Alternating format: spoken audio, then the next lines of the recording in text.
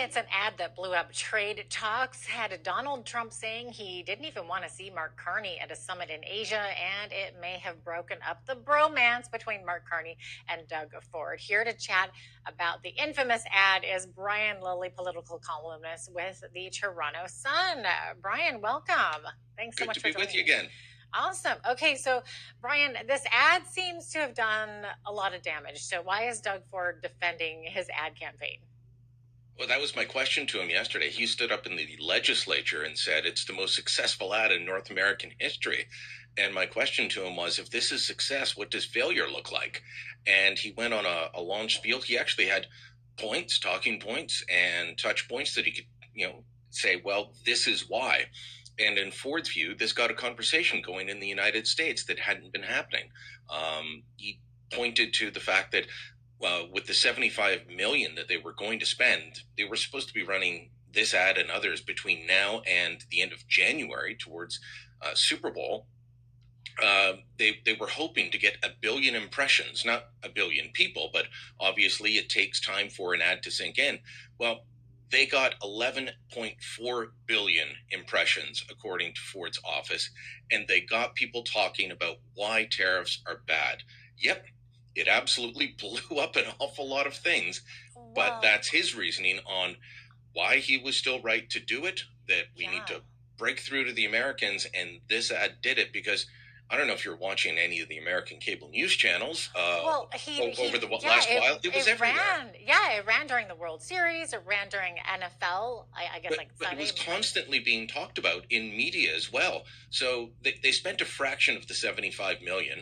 They've got the ad on pause. They don't know exactly how much it'll cost. So for a fraction of what they plan to spend, they hit more than 10 times the number of people.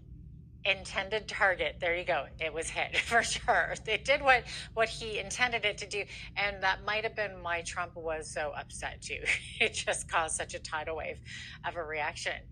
And I guess Brian, part of Ford's defense of that ad was to take a shot at Alberta Premier Danielle Smith, pointing to northern and southern Alberta industries that are not getting annihilated, to put it in Ford's words. Is this a sign that their alliance has hit a rocky patch? I mean, perhaps he seemed annoyed. So he had was making the point, well, I heard from governors that liked it, but they were all Democrats, as I pointed out to him. He never answered on that. He was saying that premiers across the country supported him and backed the ad, and someone else yelled at, well, Danielle Smith doesn't like it. And he said that's because her industries are not being annihilated. She has this thing called oil that the Americans are still going to need. Look, Alberta is being hit by the tariffs. They're not as high on oil, but it's not as if there aren't other industries in Alberta, including steel, that are being impacted by this. So, yeah, I mean, it's been strange. At times, they have seemed to be at odds with each other, and then, of course, around Stampede, they stood side by side. I've spoken to both of them about the other, and they're always saying nice things, but he did appear annoyed. So, this ad is hurting relationships all over the place. Brian, but Ford was clear with reporters on Monday that Carney and his chief of staff saw the ad before it aired, but Carney is not commenting on that. So what do you think happened? And is this hurting their little bromance? Oh, yeah. So, I mean, look, when I said this is hurting relationships all over, clearly Trump and Carney, Trump and Ford, Ford and Smith, and now Ford and Carney. Oh, my gosh. It's, I get the sense that, Ford is annoyed with the prime minister. Ontario's premier clearly wants to take a very different stance than, say, Alberta Premier Danielle Smith. She wants to go down, use diplomacy, negotiate. Ford is constantly of the, if they hit you, hit them back harder mentality. And he sees the United States under Donald Trump as hitting Canada and the economy hard. So he wants to hit hard. He sees Carney not doing that and considers it weak. He's got this ad out there, says, yep, oh no, they saw it ahead of time. Carney was by Ford's house maybe a week or so ago. Most likely showed him the ad while he was there. Carney stopped by Ford's house, where he holds an awful lot of government meetings, on his way to another event. So they definitely saw it. And then, you look at the fact that Carney's office was clearly leaking about Doug Ford with this story handed to the Liberals' favorite media outlet, CBC, saying on background, anonymous sources, that the Americans have been raising Ford's anti-Trump rhetoric for some time now. Um, so I think things are at least rocky. I'm not saying they don't have to start singing "Breaking Up Is Hard to Do," but yeah, "Love on the Rocks" might be the appropriate song for this couple at the moment. And Brian, in addition to Trump saying he did not want to see Carney in Asia, they were just both at that ASEAN summit in Malaysia. So besides that, them not running into each other, Trump's ambassador in Ottawa, Pete Hoekstra, is saying bridges are burned now, so don't expect any trade deal this year. Are things that bad, do you think? They appear to be. Look, there was a big event in Ottawa last night. Canada American Business Council. Hoekstra was there. Our ambassador, Kristen Hillman, was there. Ministers like Anita Anand and Dominic LeBlanc were there. Lots of business people trying to get things back on track. And what I've been told is that it was a depressing event. This is normally a hey, let's get together and rah rah Canada, US, we're all great friends, and that is not happening. And yeah, Hoekstra saying that he's not sure trade talks can get back on track. And here's the real problem, Jeanette, is that if they don't get back on track, if we don't have something going, eventually we do have to get to the Kuzma renegotiations at some point next year. Well, next year is a midterm election year. A free trade deal with Canada is not going to be popular with either party, so we're going to be ignored or beaten up even more. There's a perception in both parties that, well, these trade deals hurt America, and that's part of the narrative. We're not countering it properly. And so if we don't get it done soon, we could be in bigger trouble down the road. Oh boy. And as we just mentioned there, Mark Carney is in Asia and he's saying that he's trying to drum up new trade deals. Is this the way out of Canada's reliance on the United States now, do you think? Well, it would be if we were seen as a reliable trading partner, but we're not. India recently called us an unreliable partner when it comes to things like energy. The stuff that you guys have abundance in the ground in Alberta that is desperately wanted in India, in China, in Malaysia, in Vietnam. And a lot of these leaders that are hearing, hey, well, Canada wants to do more trade with you, they say, yeah, but can you get us what we want? Can you get a pipeline? Can you ship it? You've got this tanker ban. You've got this, desire not to build pipelines. Can you actually provide us what we want? And the answer, quite frankly, is unclear. And so, we've got to give clarity to these countries, if we're going to try and trade with them. A lot of what is purchased in Asia right now is up in the air. You've got the canola tariffs.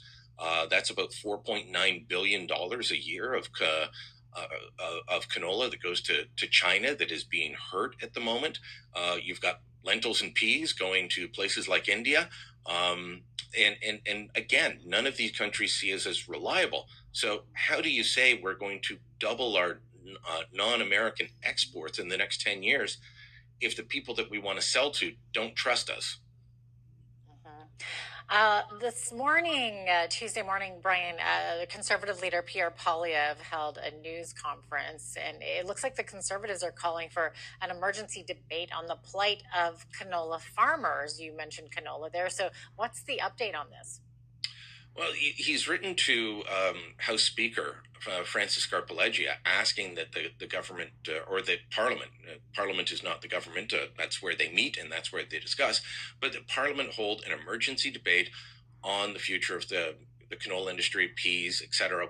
What we can do to help them. Now, Poilievre has so far not been in favor of lifting the EV tariffs on Chinese EVs in exchange for China lifting those, and he's got a strong argument for why he doesn't want to do that, including retaliation from the U.S., but also that China's EVs are, he calls them driving spyware that shouldn't be on our roads. But he is saying the government's not doing enough, and I think you can definitely argue that they're not doing enough. So whether it is lifting EVs and they keep the EV tariffs, which they keep toying with and saying, well, maybe, and then maybe not, and we're not sure.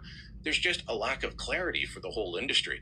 So, will an emergency debate accomplish much? No, but it might focus the government's attention on this issue. It might, get people talking about real solutions, which are not to be found at the moment in Ottawa. Polyev is also calling for an ethics committee to study Carney's investments and his blind trust. Carney saying multiple times that he was following the rules. So, what can you tell us about that, Brian? So this was put forward by Conservative MP Michael Barrett, who got a lot of attention on issues like the ArriveCan app and ethics around that.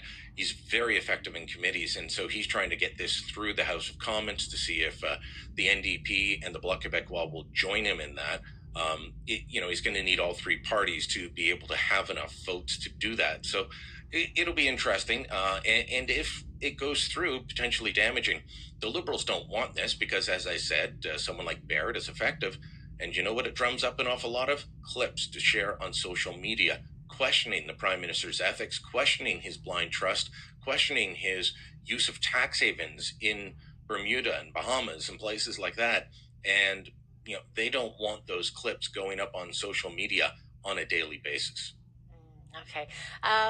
Here's kind of an interesting one. So we've got the Canadian economy that's being bashed by tariffs. And now we've got this new report from TD Bank saying that if the Liberal government in Ottawa had not cut immigration, we would be in worse shape. So how do the two connect? So immigration was driving what limited economic growth we had over the past few years because they would just add more people and that would boost the GDP. Now, it wasn't a healthy growth. And as Prime Minister Justin Trudeau said before he stepped down, we were bringing in people faster than we could absorb them. That was putting a lot of strain on the housing market. It was putting a lot of strain on the access to healthcare because you're adding way more people than we were adding homes or doctors or anything else. So there's big strain on all of that. About a year ago, they started to cut back, and TD says if they had kept at the same pace as the previous 2 years, and there's an argument that it's still too high, but it's lower than the previous 2 years, that our unemployment rate would be over 8% at the moment, and housing prices, which I can tell you here in Toronto, one of the places along with Vancouver that's had the highest increase in housing, the prices are starting to fall here, which is good news if you're trying to afford a home. Both rental prices and purchase prices are down significantly compared to 2 years ago. So all of those things combined, TD just says if they had stayed on the same trajectory plus we were hit with the tariffs that we're now facing, Canada's economy would be in really rough shape. Oh, wow. Brian Lilly, political columnist with the Toronto Sun. Thanks so much for joining me today.